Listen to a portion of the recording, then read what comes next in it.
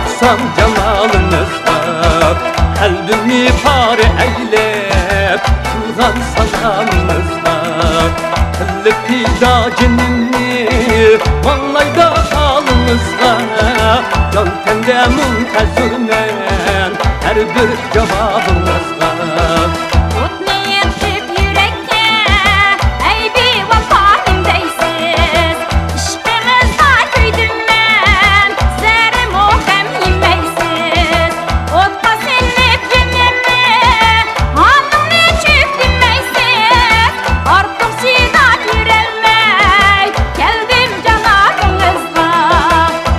Körmem cananım, ben musirimni eytay.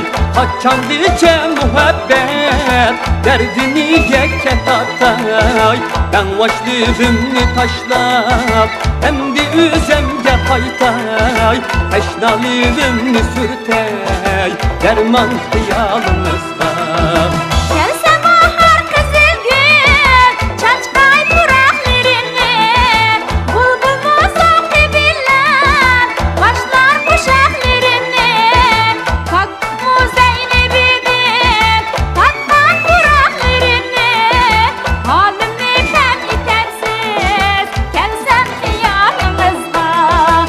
Şeret bilen bizde Kur'an edim müvedder, kaldırmaz beni sunni yığış kazan niyetler. Çıkkanda hüddüsidin siz kaldınız hayerde, top toprağa nefçülürmen her bir misalınızda.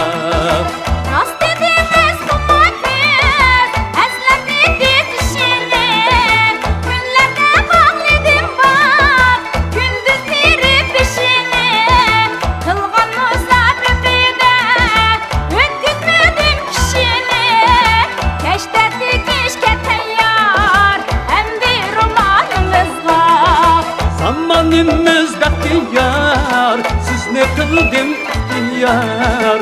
Ben bu kıldım ihtiyar. Kulluk taşkan muhabbet, kırla sizge intizar. Ben bu sizge intizar. Şart mutluluk yetişti, kıllık hemme ihtiyar. Bağven uzasın kulni, alma anarımızga. Şart mutluluk yetişti, kıllık hemme ihtiyar. Bağven uzasın kulni, alma anarımızga.